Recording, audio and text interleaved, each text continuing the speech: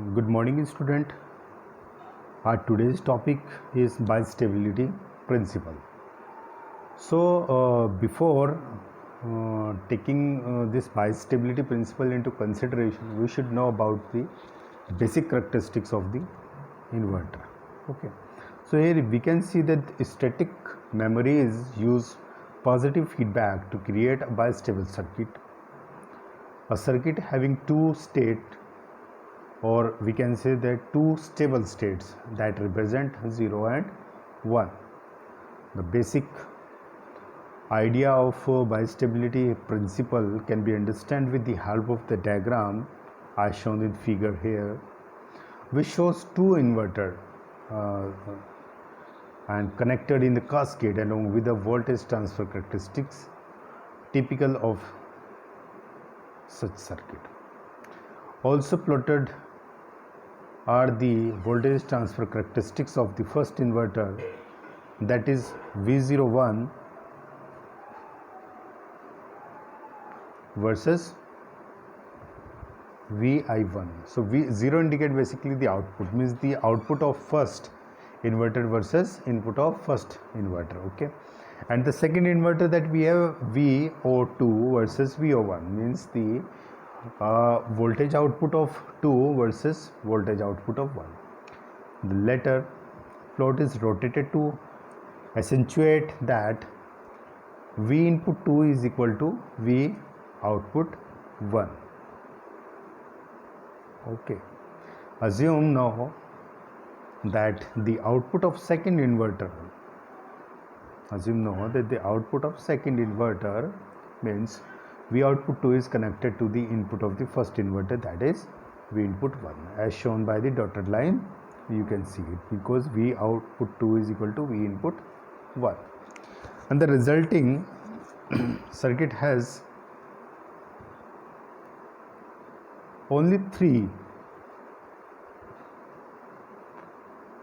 possible operation, where we can indicate that the figure number A, B and C are shown here. As demonstrated on the combined voltage transfer characteristics, the following important conjectures is easily proven to be valid. Okay, so under the condition that the gain of inverter in the transient region is larger than 1, only A and B are stable operation points and C is metastable operation point. Okay, so A and B is the direct output of the inverter, but when we are cascading these both of the inverter, then definitely we are getting the waveform for the C figure, which is in the metastable operation point. So suppose that the cross coupled inverter pair is biased at point C. A small deviation from this bias point, possibly caused by the noise, which is amplified and regenerated around the circuit loop. So this is the consequences of the gain around the loop being larger than 1. Okay, the effect is demonstrated in the figure. Okay,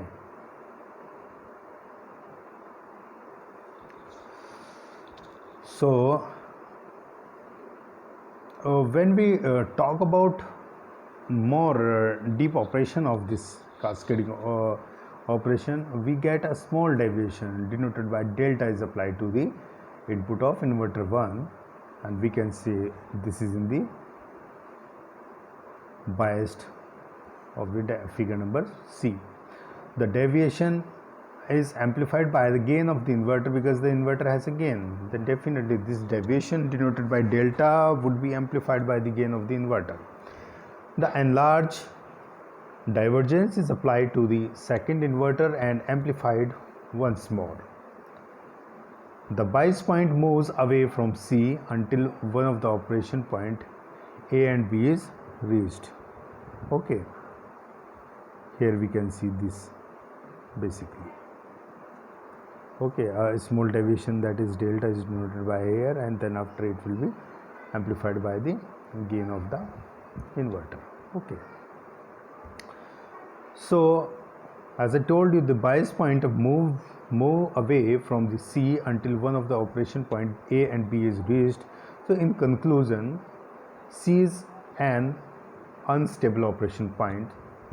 So every deviation, even the smallest one also, which is sometimes that we can neglect this smallest deviation, but here we have to consider it, cause the operation point to run away from its original bias. The chance is needed very small that the cross coupled inverter pair is biased at C and stay there. So operation point with this property is termed as metastable state, which I told you that by figure C we can get the information about the metastable state. Okay. On the other hand, when we talk about the point A and B are stable operation as demonstrated by the above figure, the board shows the stable operations. Okay.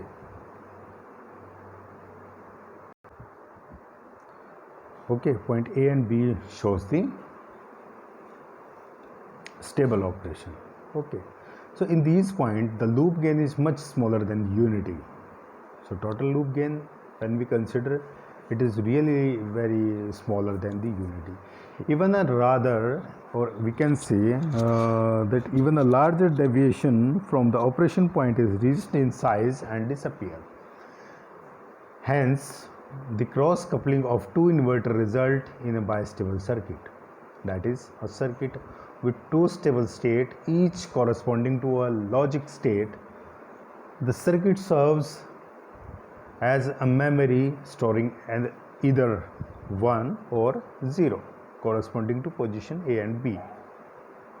In order to change the stored value, we must be able to bring this circuit from state A to state B and vice versa.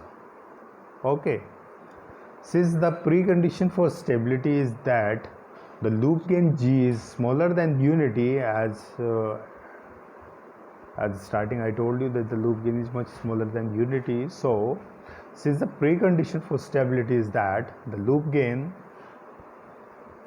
G is smaller than unity, so here we can achieve this by making A or B temporarily unstable by increasing G to a value larger than 1.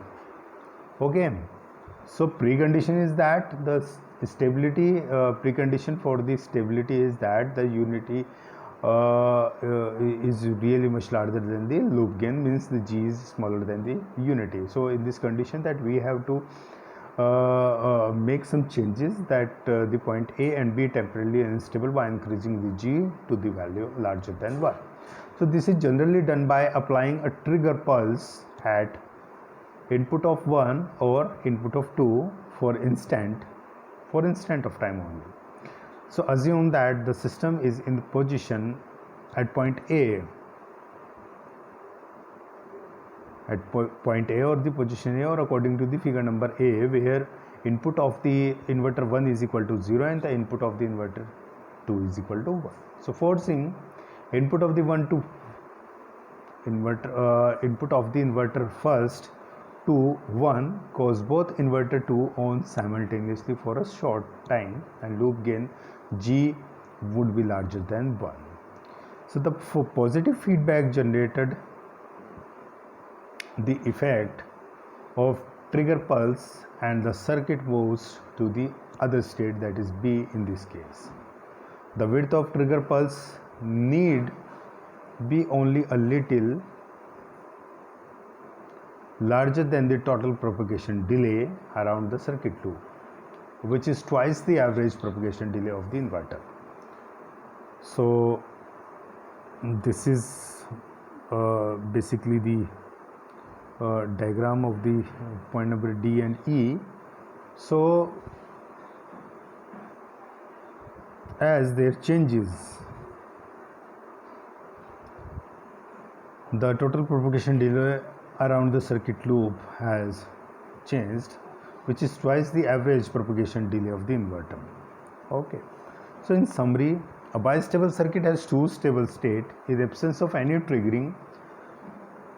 the circuit remains in a single state, assuming that the power supply remains applied to the circuit, and hence remember a value. A trigger pulse must be applied to change the state of the circuit. Another common name for the bistable circuit is flip-flop. Unfortunately, an edge trigger register is also referred to as a flip-flop. So this is all about the bistability principle in the VLSI circuit design. Thank you.